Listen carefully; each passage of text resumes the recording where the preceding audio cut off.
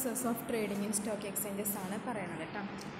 Trading procedure 5 സ്റ്റെപ്പായിട്ടാണ് പറയണത്. Selection of a broker, placing the order, executing the order, preparing the contract note and final settlement.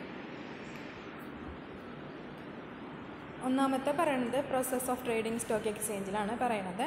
എന്താണ് താഴെ പറയുന്നത്? Securities വാങ്ങുന്നതിനായാലും വിൽക്കുന്നതിനായാലും താഴെ പറയുന്ന സ്റ്റെപ്സാണ് ഉള്ളത്. ആദ്യം തന്നെ എന്താണ്? സെലക്ഷൻ, ബ്രോക്കറെ സെലക്ട് ചെയ്യാം. രണ്ടാമത് പറയുന്നതിന് ശേഷം ഓർഡർ പ്ലേസ് ചെയ്യാം. മൂന്നാമത് കോൺട്രാക്റ്റ്, ബയ്യറും സെല്ലറും കോൺട്രാക്റ്റ് മേക്ക് ചെയ്യാം. നാലാമത്തത് കോൺട്രാക്ട് നോട്ട് പ്രിപ്പയർ ചെയ്യുക. ലാസ്റ്റ് സെറ്റിൽമെൻറ്റ് ഓഫ് ട്രാൻസാക്ഷനാണ് വന്നത്. ആ ഡയഗ്രാമിട്ട് കൊടുത്തത് എങ്ങനെയാണ് നമ്മൾ ചെയ്യണമെന്നുള്ളത്. ബ്രോക്കറെ കണ്ടെത്താം, അക്കൗണ്ട് ബ്രോക്കറുമായിട്ട് ഓപ്പൺ ചെയ്യാം, placing order, execution of the order, preparation of contract notes and contract settlement. ആദ്യം ചെയ്യേണ്ടതെന്ന് ഒരു ബ്രോക്കറെ സെലക്ട് ചെയ്തതിന് ശേഷം ഒരു ട്രേഡിംഗ് അക്കൗണ്ട് ഓപ്പൺ ചെയ്യണം. അപ്പോൾ ഷെയർസ് പർച്ചേസിനായാലും സെയിലിനായിട്ടുണ്ടെങ്കിലും ബ്രോക്കറിലൂടെ മാത്രമേ നമുക്ക് സ്റ്റോക്ക് എക്സ്ചേഞ്ചിൽ ട്രേഡിംഗ് നടത്താൻ പറ്റുള്ളൂ. അതുകൊണ്ട് തന്നെ ആദ്യം ചെയ്യേണ്ട കാര്യം എന്താണ്? ക്ലയൻറ്റ് നിർബന്ധമായിട്ടും എന്ത് ചെയ്യണം? ബ്രോക്കറെ സെലക്ട് ചെയ്യണം. The intending investor or seller may approach his bank or any other stock broker for this purpose. അതിനായിട്ട് എന്ത് ചെയ്യാം? ഇൻവെസ്റ്റേഴ്സിനായി സെല്ലേഴ്സിനായിട്ടുണ്ടെങ്കിലും സ്റ്റോക്ക് ബ്രോക്കറിൽ അല്ലെങ്കിൽ അവരുടെ ബാങ്ക് അക്കൗണ്ടുള്ള ബാങ്കിലോ പോയിട്ട് എന്ത് ചെയ്യാൻ പറ്റും? ബ്രോക്കറെ സെലക്ട് ചെയ്യാനായിട്ട് സാധിക്കും. The banks have their own brokers at exchanges. എന്താണ്? ബാങ്കിന് ചിലപ്പോൾ ബ്രോക്കേഴ്സിന് എക്സ്ചേഞ്ചിലുണ്ടാകും. സ്റ്റോക്ക് എക്സ്ചേഞ്ചിൽ ബാങ്കിൻ്റേത് ബ്രോക്കേഴ്സ് ഉണ്ടായിരിക്കും. On a recommendation from the banks, the client's account is opened by the broker. The bank assures about the financial condition of the client. Credit-worthy clients can contact the brokers directly also. എന്താണ്? ബാങ്കിന് എന്ത് ചെയ്യാം? Clients recommend ചെയ്തിട്ടുണ്ടെങ്കിൽ brokers അവർ account open ചെയ്യാനായിട്ട് സാധിക്കും. അതുപോലെ തന്നെ ക്ലയൻറ്റിൻ്റെ financial condition ഉറപ്പ് പറയുന്ന ബാങ്കുകൾ പറഞ്ഞോളും ഒരു കുഴപ്പമില്ലാത്ത ക്രെഡിറ്റ് വർത്തിൻസ് ആണ്, വലിയ കുഴപ്പമില്ലാത്ത ക്ലയൻസ് ആണെന്നുള്ളത്. Credit worthy clients can contact the brokers directly also. പിന്നെന്താണ്? നന്നായിട്ട് പ്രോഫിറ്റബിൾ ആയിട്ടുള്ള ഇൻവെസ്റ്റേഴ്സ് ആണെങ്കിൽ, അത് വരുമാനം ഉള്ള ഇൻവെസ്റ്റേഴ്സ് ആണെങ്കിൽ അവർക്ക് നേരിട്ട് വേണമെങ്കിലും ബ്രോക്കേഴ്സിന് സെലക്ട് ചെയ്യാനായിട്ട് സാധിക്കും. The client has to be sign a member client agreement or sub broker client agreement for the purpose of engaging a broker. എന്താണ്? ക്ലയൻറ്റ് എന്ത് ചെയ്യും? മെമ്പർ ക്ലയൻറ്റ് എഗ്രിമെൻറ്റോ സബ് ബ്രോക്കർ ക്ലയൻറ്റ് എഗ്രിമെൻറ്റോ ബ്രോക്കേഴ്സുമായി എൻഗേജ് ചെയ്യാം. The agreement contains clauses defining the rights and responsibilities of client, vice versa, broker, sub-broker. ഇപ്പം എന്ത് ചെയ്യാം? എഗ്രിമെൻറ്റിൽ വന്നത് റൈറ്റ്സ് ഉണ്ട്, പിന്നെ ക്ലയൻറ്റിൻ്റെ റെസ്പോൺസിബിലിറ്റീസ് ഉണ്ട്. അതിൽ ബ്രോക്കറാണോ സബ് ബ്രോക്കറാണോ എന്നുള്ളത്. The client has to furnish details and documents like ID proof, address proof, PAN number, details of bank account, passport photo, etc. ഇപ്പോൾ ക്ലയൻറ്റ് അതിനായിട്ട് കൊടുക്കുന്ന ഡോക്യുമെൻറ്റുകളാണ് ID പ്രൂഫ് ഉണ്ടായിരിക്കണം, അഡ്രസ് പ്രൂഫ് ഉണ്ടായിരിക്കണം, പാൻ നമ്പർ വേണം, ബാങ്കിൻ്റെ ഡീറ്റെയിൽസ് ഉണ്ടായിരിക്കണം, passport photo. ഇത്രയുമാണ് എന്ത് ചെയ്യേണ്ടത്? അവർക്ക് കൊടുക്കേണ്ടത് ഡീറ്റെയിൽസ്, ഡോക്യുമെൻറ്റ്സോ. ആപ്ലിക്കേഷൻ ആക്സെപ്റ്റ് ചെയ്ത് കഴിഞ്ഞിട്ടുണ്ടെങ്കിൽ ബ്രോക്കർക്ക് എന്താണ്? ഒരു യൂണിക് ക്ലയൻറ്റ് കോഡ് ഇഷ്യൂ ചെയ്യും. അതിൽ യൂസർ ID ഉണ്ടായിരിക്കും, പാസ്വേഡും ആയിരിക്കും. ക്ലയൻറ്റിനുള്ള യൂസർ IDയും പാസ്വേഡും ഉണ്ടായിരിക്കും. The broker assists the clients opening the DMAT account also.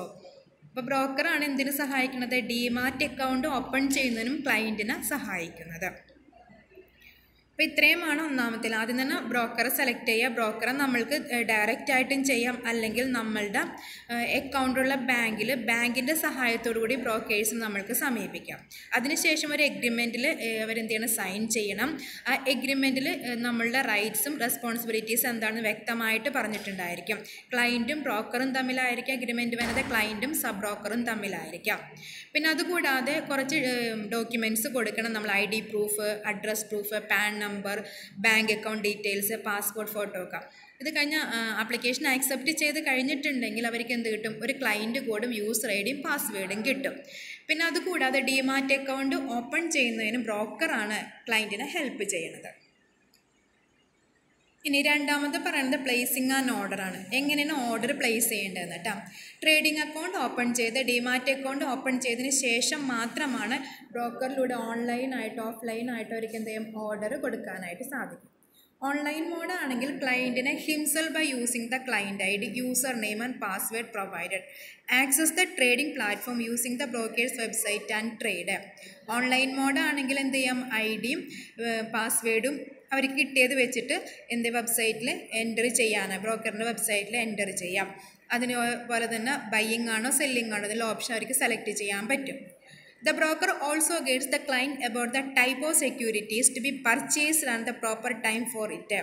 പിന്നെ ക്ലയൻറ്റിന് ഏത് ടൈപ്പ് സെക്യൂരിറ്റി വാങ്ങണം, പർച്ചേസ് ചെയ്യേണ്ടത് ഏതാണ്, ഏത് ടൈമിനാണ് നമ്മളത് പർച്ചേസ് ചെയ്യേണ്ടത് വ്യക്തമായിട്ട് ബ്രോക്കർ പറഞ്ഞു തരും.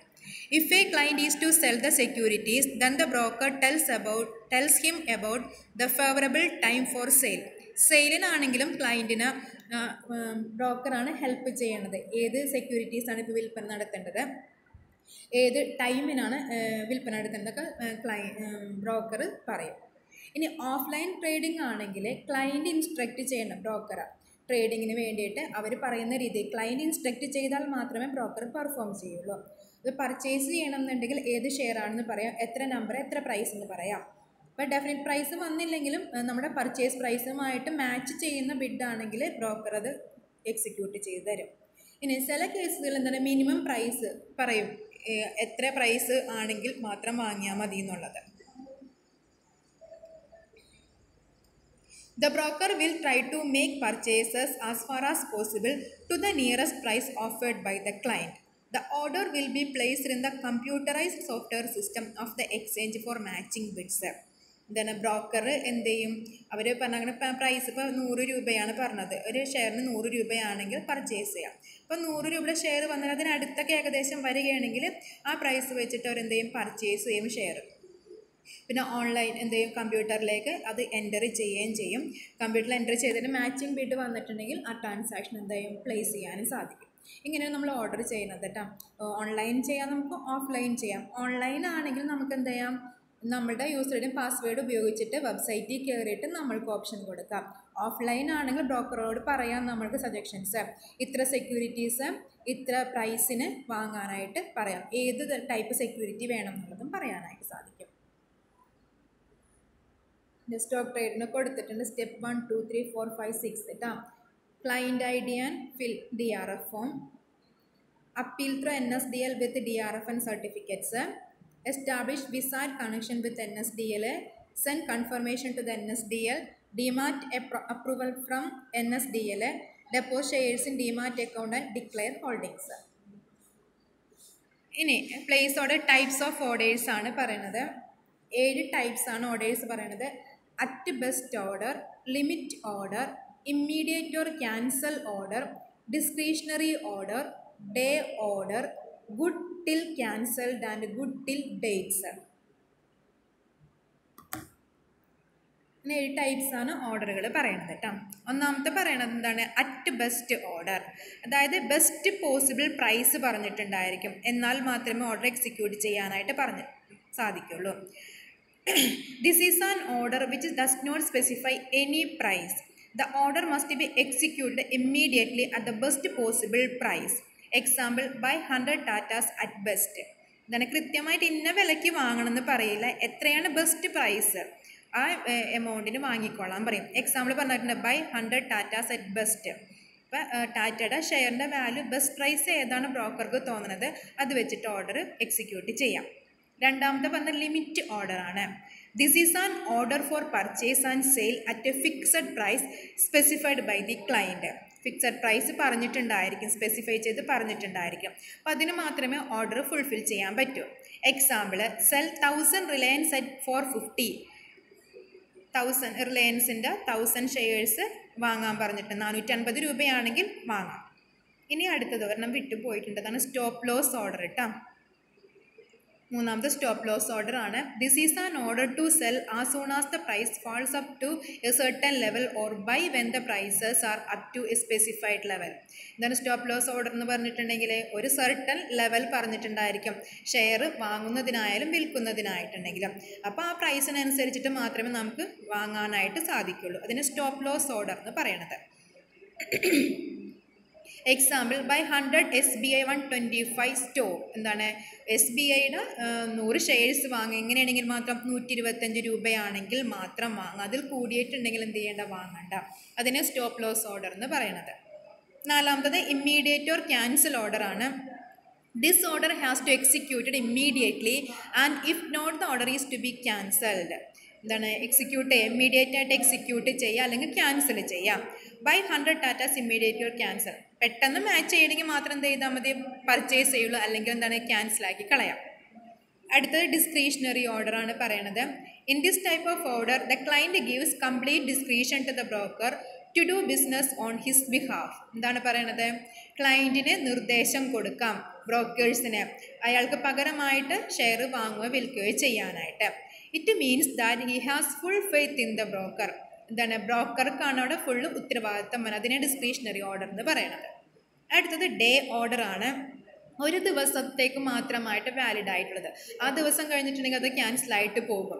The order will B cancel automatically at the end of the day.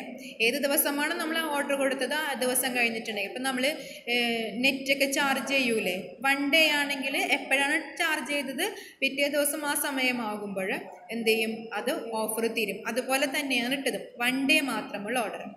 അടുത്തത് ഗുഡ് ടിൽ ക്യാൻസൽഡ് ആണ് പറയണത്. GTC order remains in the system until it is cancelled by the party or get a match. എന്താണ് പറയണത്, ആ system matching bid വരുന്നത് വരെയോ അല്ലെങ്കിൽ ആ party cancel ചെയ്യുന്നത് വരെയോ എന്ത് ചെയ്യാം, ആ കോൺട്രാക്റ്റ് നിലവിൽ ഉണ്ടായിരിക്കും. ഒന്നല്ലെങ്കിൽ മാച്ചിങ് ബിഡ് വരാം, അല്ലെങ്കിൽ എന്താണ് ആ പാർട്ടി വേണ്ട എന്ന് പറയാം. അടുത്തത് ഗുഡ് ടിൽ ഡേറ്റ്സ് ആണ്.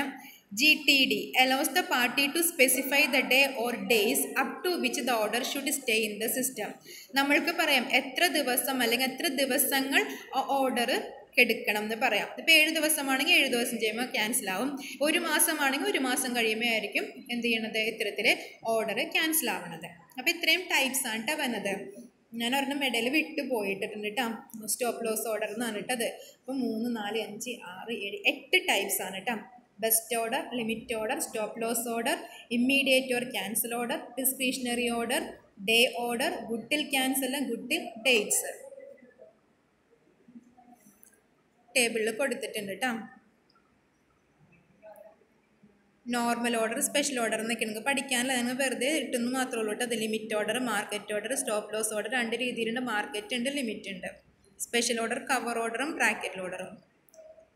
ബൈയും സെല്ലിങ്ങിനുള്ള ഒരു ഓപ്ഷനാണ് കൊടുത്താൽ. മാർക്കറ്റ് ഓർഡർ ആണെങ്കിൽ best price available for immediate execution, selling ആണെങ്കിലും ബെസ്റ്റ് പ്രൈസ് തന്നെയാണ്. ലിമിറ്റ് ഓർഡർ ആണെങ്കിൽ price available but not more than the preset limit price എന്നാണ് പറഞ്ഞിട്ടുണ്ടായിരിക്കും, അതിൽ കൂടുതലാവാൻ പാടില്ല. സെല്ലിങ്ങും അങ്ങനെ തന്നെ കേട്ടോ, കുറയാൻ പാടില്ല. സെല്ലിങ് എന്താണ്, നമ്മൾ പറഞ്ഞ പ്രൈസിന് കുറയാൻ പാടില്ല. സ്റ്റോപ്പ് ഓർഡർ എന്ന് പറഞ്ഞിട്ടുണ്ടെങ്കിൽ stock price cross stop price from below, ഇത്ര ഒന്ന് പറഞ്ഞിട്ടുണ്ടാവുമല്ലോ ലിമിറ്റ്.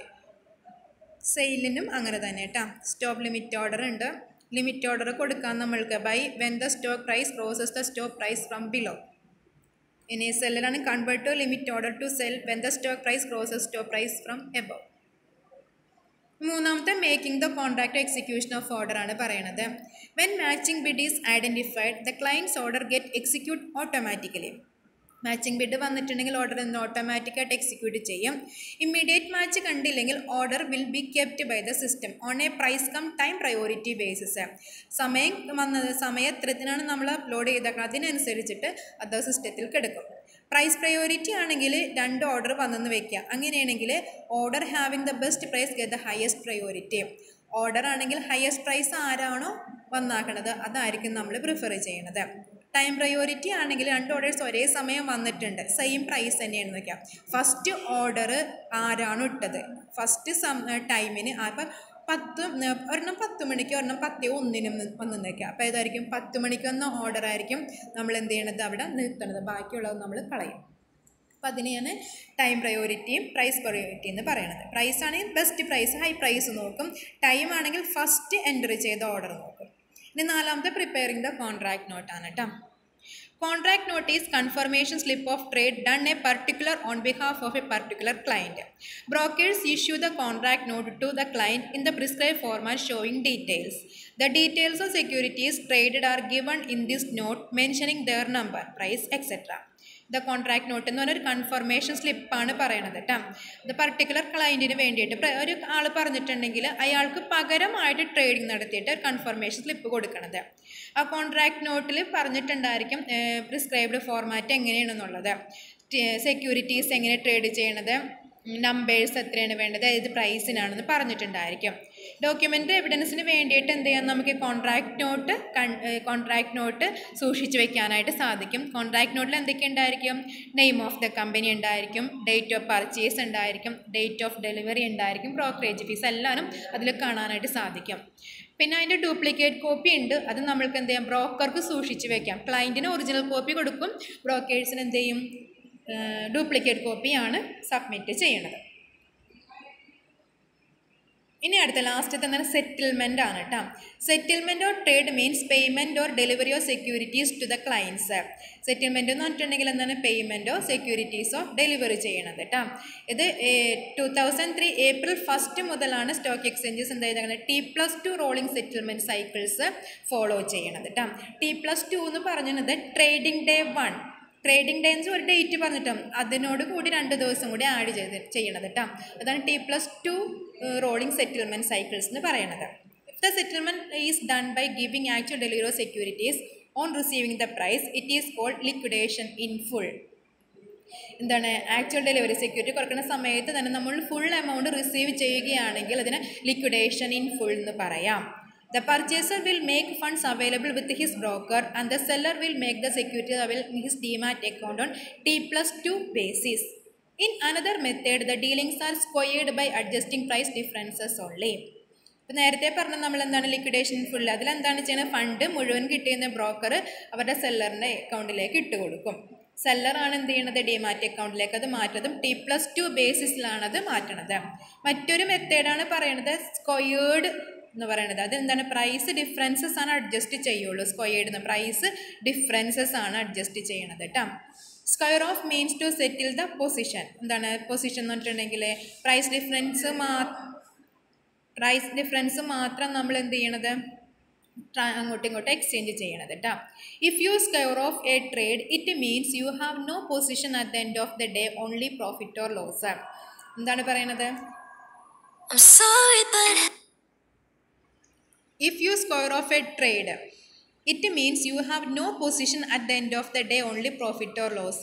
എന്താ സ്ക്വയർ ഓഫ് എന്ന് പറഞ്ഞിട്ടുണ്ടെങ്കിൽ അത് സെയിലാണോ പർച്ചേസ് ആണോ അതിനനുസരിച്ചിട്ട് അവരുടെ പ്രൈസിൻ്റെ ഡിഫറൻസ് മാത്രം, പ്രോഫിറ്റ് ആണോ ലോസ് ആണോ അത് മാത്രം എന്ത് ചെയ്യണത്, അവർ അങ്ങോട്ടും ഇങ്ങോട്ടും എക്സ്ചേഞ്ച് ചെയ്യണത് കേട്ടോ. സെറ്റിൽമെൻറ്റ് സൈക്കിൾ കൊടുത്തിട്ടുണ്ട് trade T+2, settlement failure to pay കേട്ടോ. The settlement in the securities market is done on a T+2 rolling settlement cycles. T trading day ആണ്. Trading day 1, option of early pay in T1, pay in and pay out T2, auction T3, close out T4. അത് 4 ദിവസം trading കഴിഞ്ഞിട്ട് 4ാമത്തെ ദിവസം കേട്ടോ. Clear ആവുമെന്ന് വിചാരിക്കണം കേട്ടോ. ഇടും settlement period is often called as T+1, T+2 or T+3. For stocks, the settlement period is the 3 days, T+3 after the transaction. For certificates of deposit and commercial paper, it is T+1, while for forex transaction, it is T+2. ഡെപ്പോസിറ്റോ commercial പേപ്പറിന് T+1 ആണ്, forest transaction ആണ് T+2 ആണ് വന്നത് കേട്ടോ. ഇവിടെ settlement cycle four rolling settlement കൊടുത്തിട്ടുണ്ട് കേട്ടോ. T+1 working day, clearing settlement വന്ന T+2 വർക്കിംഗ് ഡേയ്സ് ആണ്. പേ ഇൻ ആയാലും പേ ഔട്ട് ആയി, അതായത് ട്രേഡിംഗ് നടക്കുക, അതിനുശേഷം clearing, custodial confirmation, delivery generation T+1 working day. 3ാമത്തെ സെറ്റിൽമെൻ്റ് ആണ് വന്നത്, ഫണ്ട് ട്രാൻസ്ഫർ ചെയ്യണത്. പോസ്റ്റ് സെറ്റിൽമെൻറ്റിൽ വന്നത് T+3 വർക്കിംഗ് ഡേയിൽ ഓപ്ഷൻ ലേലം. Bad delivery reporting T+4 working days. Option settlement T+5 working days. Rectified bad delivery pay in and pay out T+6 working days. Rebad delivery reporting and pickup T+8 working days. Close out of rebad delivery and fund pay in and pay out T9 working days. അത് ഇത്രയുമാണ് ഇതിലെ class കേട്ടോ. Thank you.